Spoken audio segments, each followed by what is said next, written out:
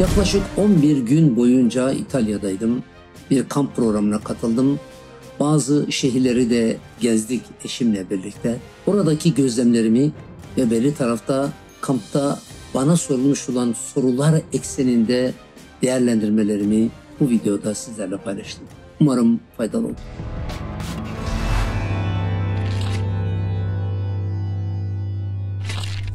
Merhabalar değerli izleyiciler, değerli dostlar ve değerli arkadaşlar. Her şey gönlünüzce olsun. Bundan önceki bir videomda söylemiştim seyahat halinde olduğumu. Halen daha seyahatim devam ediyor. Dolayısıyla yollarda, kalmış olduğum yerlerde, arkadaşların evlerinde, balkonlarda, nerede imkan bulursak orada videoları çekmeye çalışıyor ve sizlere vermiş olduğumuz o sözü aksatmamaya gayret ediyoruz. Sizler de Allah razı olsun bu kanalı açtığımız günden bu yana yapmış olduğunuz desteklerle bize güç veriyorsunuz, kuvvet veriyorsunuz.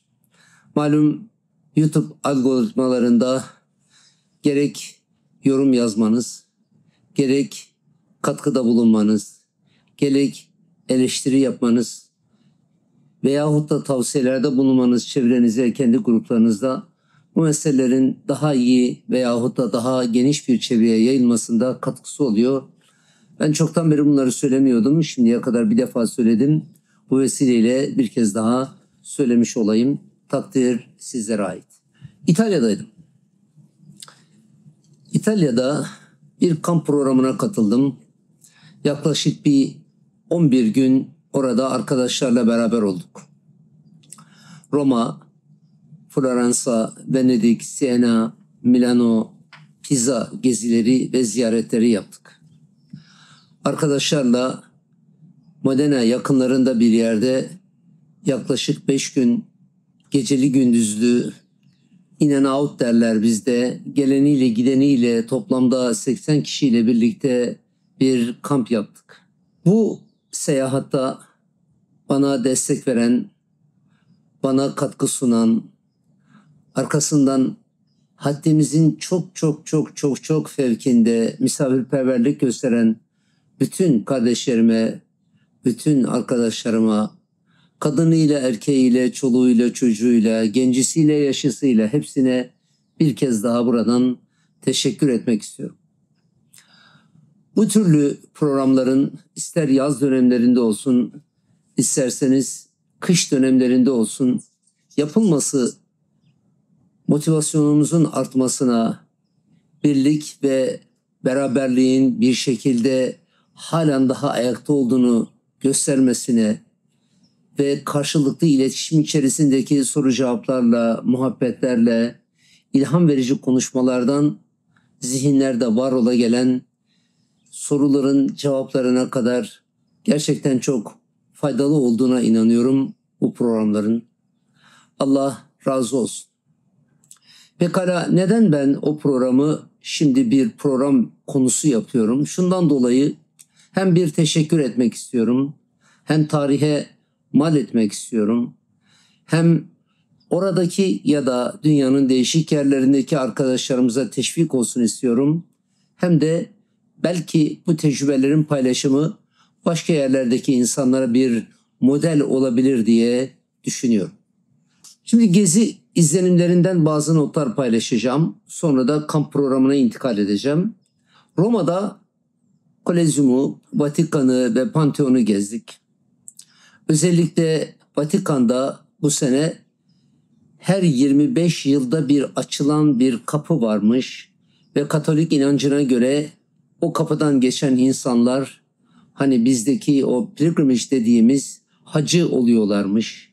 Yani dini tabirin ne kadar doğru olup olmadığını bilmiyorum ama fakat bana anlatılan şey o ve ona da işte jübile yılı diyorlarmış. Bizim Vatikan'ı ziyaret ettiğimiz günlerde gençlere ayrılmıştı o 3 gün veyahut da 4 gün. O kadar uzun kuyruklar vardı ki dünyanın değişik yerlerinden gelmiş insanlar, nitekim o 3 günün sonunda televizyonda gördüm, Papa'nın da arabasına binip o gençleri o vesileyle ziyarete gelmiş olan gençleri selamlamasına şahit oldum. Saatlerce televizyonda vermişti. Yani bir inanç var ve o inancın doğruluğu, yanlışlığı zaten bildiğiniz gibi inançlar ekseninde doğru veyahut da yanlıştan söz etmek mümkün değildir. Zira o biraz da inanç dediğimiz olay kalbin ameli ve eylemi olarak biraz dogmatik bir yapıya tesir eder veyahut da dogmatik bir duruma eşdeğer gelir. Ben inanç turizmin bu manada çok etkili, çok yoğun olduğunu gördüm şahsen İtalya'da. Özellikle Vatikan seyahatinde veyahut da ziyaretinde dışarıdan gezdik, müzesini gezdik. Öyle zannediyorum ki bu inanç turizminin ekonomiye yansıması da çok etkili olduğundan dolayı, vazgeçilemeyecek bir maddi getirisi olduğundan dolayı yetkililer bu mevzu üzerinde ısrarla duruyorlar, çevreyi güzelleştiriyorlar, tarihi dokuyu koruyorlar ve benzeri şeyler söyleyebilirsiniz. Hayıflandığım nokta belki o kadar eski olmasa da, yani İtalya'daki kadar eski olmasa da milattan önceye kadar giden şeylerden bahsediyoruz. Bizim İstanbul'daki veyahut da Türkiye'nin değişik yerlerindeki benzeri tarihi dokuyu ne kadar hoyratça kullandığımız aklıma geldi. Etkilenmemek gerçekten mümkün değil. Ben Kütahya Tavşanlı ilçesindenim. İzmir'e gidip gelirken Çavdarhisar'dan geçerdik. Çavdarhisar'da da böyle ta antik dönemlere ait harabelerin olduğunu biliyoruz. Yani yapılacak olan evlerinde temel taşı olarak kullanmaların bile söz konusu olduğunu biliyoruz. Oradaki tarihi anıtların, o tarihi anıttan kalan parçalar. İkinci gözlemim, gezmiş olduğumuz o yerlerde Türkiye'den gelmiş olan gruplarla da karşılaştık.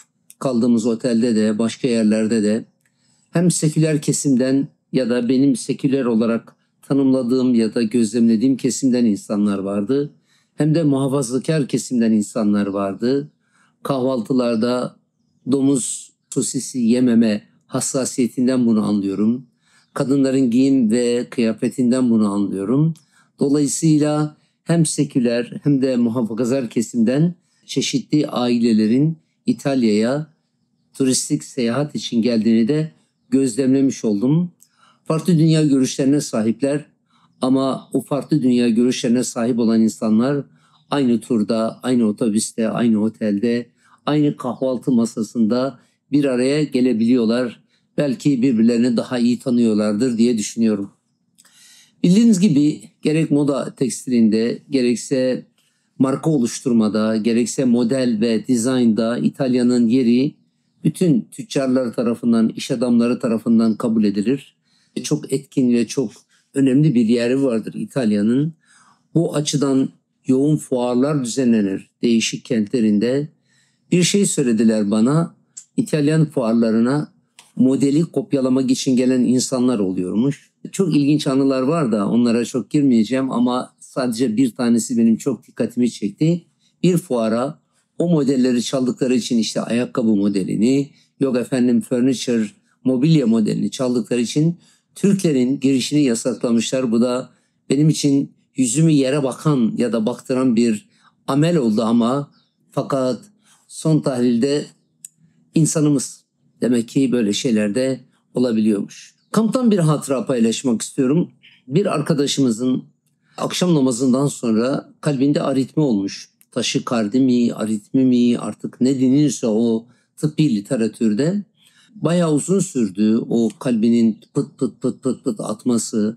Ayaklarını yukarı kaldırdılar. Bir hemşire ablamız vardı. O ablamız sağ olsun destek verdi, yardım etti. Ondan sonra bir başka ablamız tuttu, o hastanın parmak uçlarına deldi. Böyle kan aktığı zaman bir yerde okumuş faydalı olacağını eğer kalp krizi geçiriyorsa diye. Her neyse baktılar olmayacak. Emergency'ye telefon ettiler. Yani ambulansa telefon ettiler. Ambulans geldi çok kısa bir sürede. Tabii gelen insanlar, arkadaşımız, o kalp aritmisi yaşayan arkadaşımız da İtalyancası çok iyi değilmiş. Birileri tercüme ediyor. Yıllardır oralarda bulunan birileri. Tabii insanlar bunun sebebini anlamaya çalışıyorlar. Onunla konuşmaya çalışıyorlar. tercüman vasıtasıyla konuşurlarken ben orada yoktum, kenarda duruyordum ama fakat daha sonra anlattılar. Soruyor yetkililer, oraya gelen görevliler, ambulans yetkilileri, yani neden bu olmuş olabilir diye. Biraz rahattı çünkü. O da sınav sitesinden bahsetti.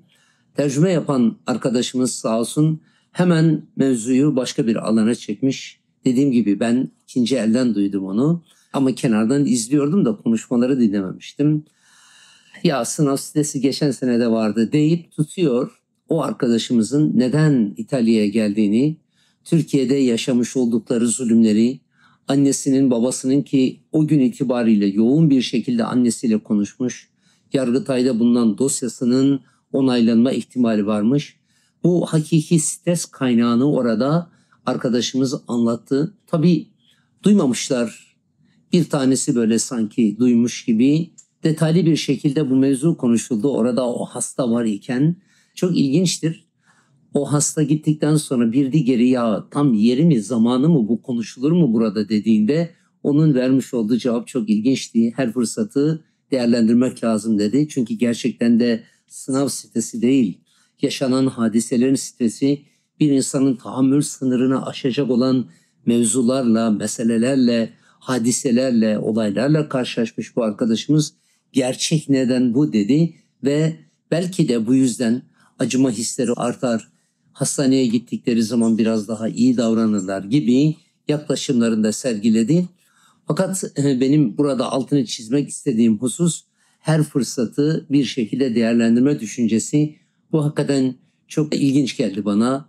Daha doğrusu zaten yıllardan beri arkadaşlarımız bu türlü şeyleri yapıyorlar. Onun orada böyle ete kemiğe bürünmüş şeklini görmek de beni şahsen mutlu etti. Bir başka şey, çok dilli bir nesil geliyor.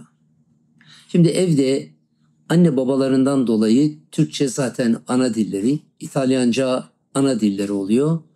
İngilizce iyi bir eğitim aldıklarından dolayı İngilizceyi de rahat konuşuyorlar. Ama ben bir dördüncü dili öğrenen insanlar da gördüm orada. Fransızca konuşuyorlar, İspanyolca konuşuyorlar. Hatta birisi Fransız sömürgesi olan bir ülkeden gelmiş, Afrika ülkesinden, yani 15-16 yaşında, dolayısıyla o yaşa kadar orada yaşamış, Fransızcası ana dilin. Söyleyeceğim şey şu, ben dünyanın başka yerlerinde de gezdiğimiz yerlerde arkadaşlarla oturup kalktığımızda görmüştük.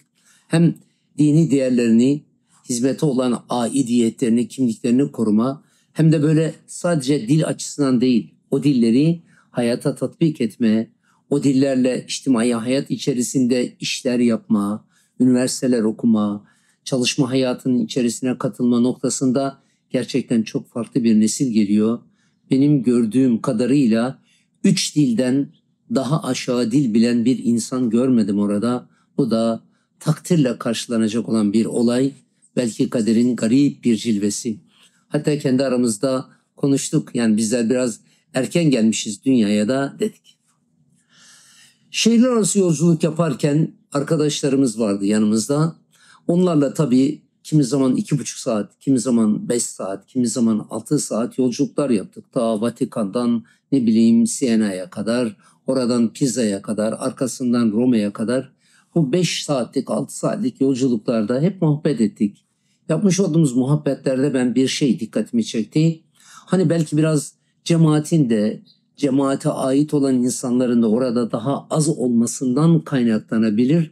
Birbirlerini çok iyi tanıyorlar. Yani avuç içi kadar iyi bilme diye bir tabir vardır biliyorsunuz. Bunu ben hatıratımda da yazmıştım.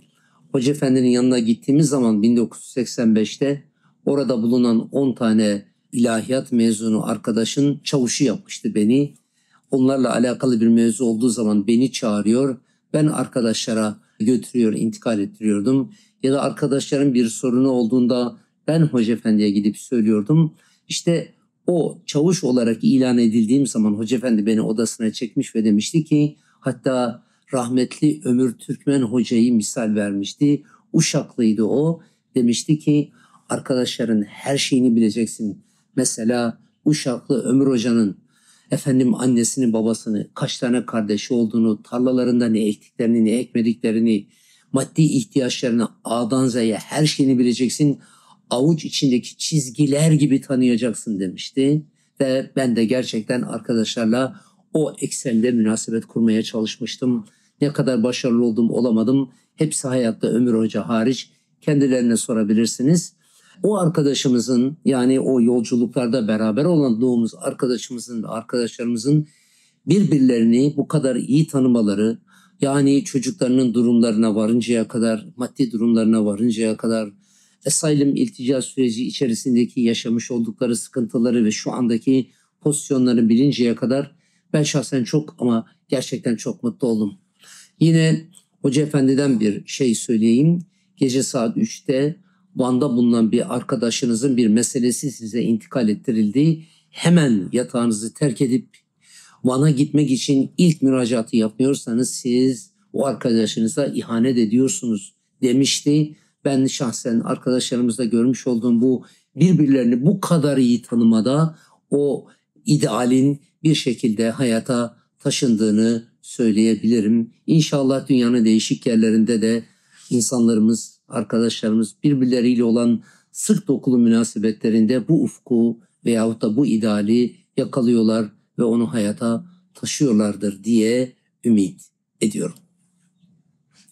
Bir de sorular var. Biz yaklaşık o 4 günlük, 5 günlük kamp içerisinde böyle onlardan gelmiş olan sorulara cevaplar vermeye gayret ettim.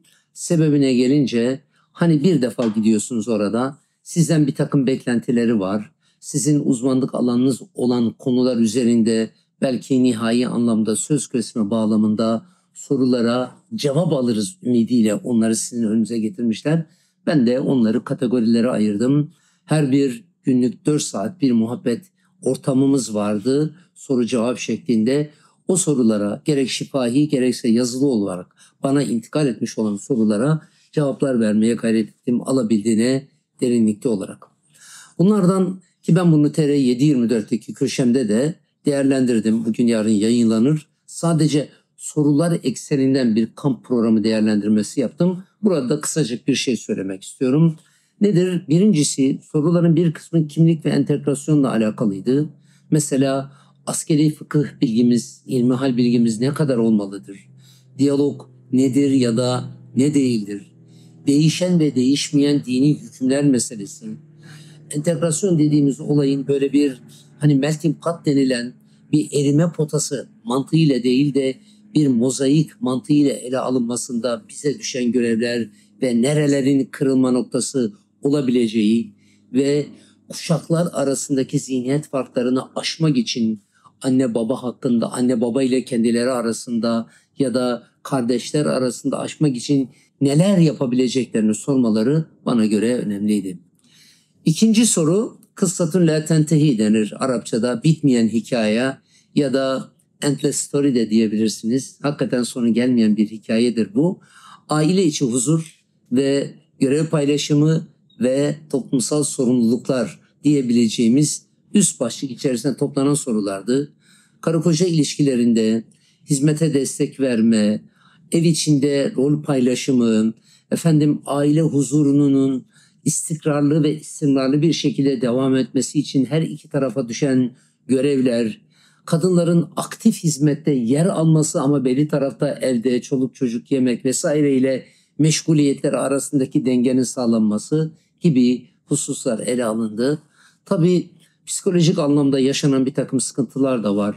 O travmaların bize getirmiş olduğu, halen daha yaşanıyor belki ama daha önceden yaşanmış travmaların bir takım etkileri var. O etkileri aşabilme adına da bazı hususlar gündeme geldi.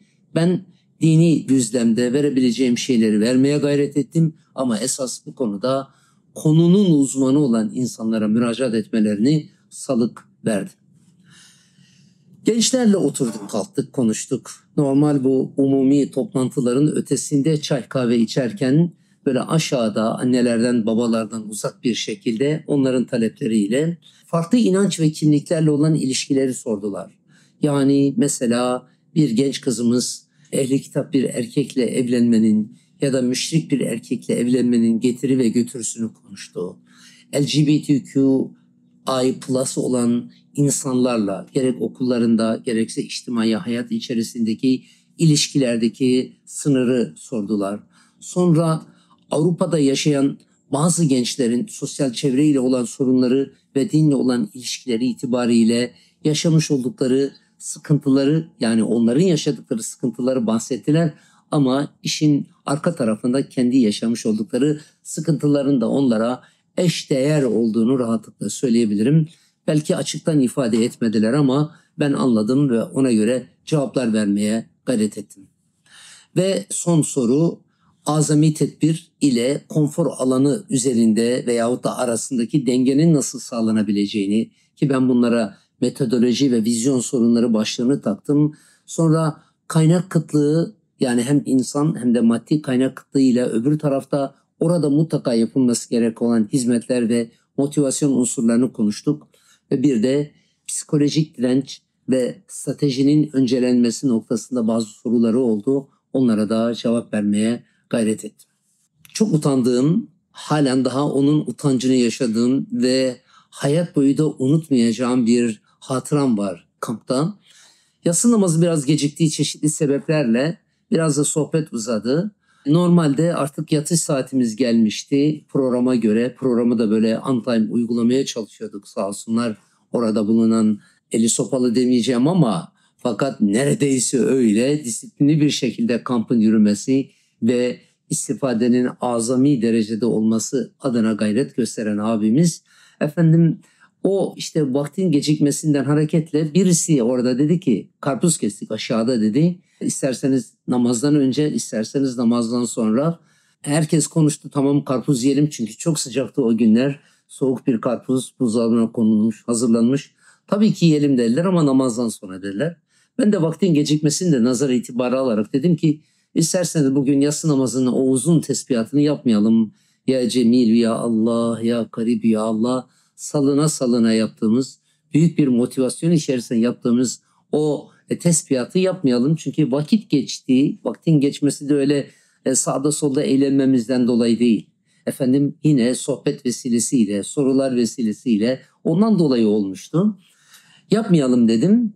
Benim bu teklifimi ben umumi olarak söyledim. Tabii benden gidince o teklif kabul de gördü, işin açıkçası. Daha sonra kabul gördü ama fakat ben o teklifi yapar yapmaz işte lise son sınıfta olduğunu tahmin ettiğim bir genç kızımız bana döndü ve dedi ki, ne yani dedi, bir karpuz uğruna tesbihatımı terk edeceğiz dedi. Bir karpuz uğruna tesbihatımı terk edeceğiz. Tekrar söylüyorum, hayatımda unutamayacağım bir hatıra.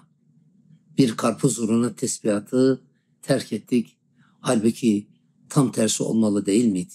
Hele benim gibi Allah peygamber diyen, hayatını İslami ilimlere adamış ve onu başkalarına anlatmayı gaye edinmiş, onun için kalkmış ta Amerikalılardan İtalya'ya kadar gitmiş olan bir insan olarak onu benim mi söylemem gerekirdi? Belki tam tersini söylemem gerekirdi. Tekrar söylüyorum, gerçekten utandım ve onun hacaletini yaşıyorum diyebilirim. İbadetlerdeki ciddiyetin önemli olduğu kanaatindeyim. Nitekim hani belki fazlasını yapamıyoruz ama eksiltme de yapmamak lazım. Tekrar söylüyorum. Hani namazlarda veyahut da ibadetlerde üzerimize mükellefiyet olarak yüklenen ibadetlerde tamam zamm yapmayalım ama noksanlıkta da bulunmayalım. En azından mevcut geleneksel yapımız içerisinde yapmamız gerekli olan şeyleri mutlaka yapalım. Bir arkadaşımıza anlatmıştım size, bu senenin Ramazanında 2 eli kanda olsa Subhanallah, Elhamdülillah, Allahu Ekber, o 33 defa söylemiş olduğumuz tesbihatları yapmadan ve ellerini açıp Rabbisine dua yalvarmadan yüzünü Kabe'den çevirmez, yüzünü kıbleden dönmez, ayağa kalkmaz demiştim. Bunu da öyle gördüm, inşallah öyledir. Bana bu uyarıyı yapan kızımızın da ömrü boyunca istikamet ve istikrar içerisinde namazıyla, niyazıyla, orucuyla Rabbisine kul olmasını temenni ederim. Bu bana büyük bir ders oldu. İnşallah ben de bundan sonra daha dikkatli davranacağımı söyleyebilirim. Evet, doğru sorular doğru ufukların açılmasına vesile oluyor. Ben kampta sorulmuş olan soruların hayatın içerisine damıtılmış sorunlara temas etmesi itibariyle doğru sorular olduğu kanaatindeyim. İnşallah doğru cevaplar vermişimdir ve vermiş olduğum doğru cevaplar da ortak ufukların oluşması adına faydalı olmuştur. Bunları sizlerle paylaşmak istedim. Sorularını kaybetmeyen bir gençlik var. Sorularını kaybetmeyen geleceğini de kaybetmez. Düşünmekten korkmayın. Eleştirel yaklaşımdan korkmayın. Critical thinking dediğimiz o sorgulayıcı yaklaşımlardan katiyen uzaklaşmayın. Çaprazlama okumaları yapmaya devam edin lütfen. Ve sonra inancınızı taklitten tahkike bu şekliyle geçirmiş olursunuz. Tahkiki imanı elde eden adam da Üstad Hazretleri'nin ifadesiyle kainata meydan okuyabilir.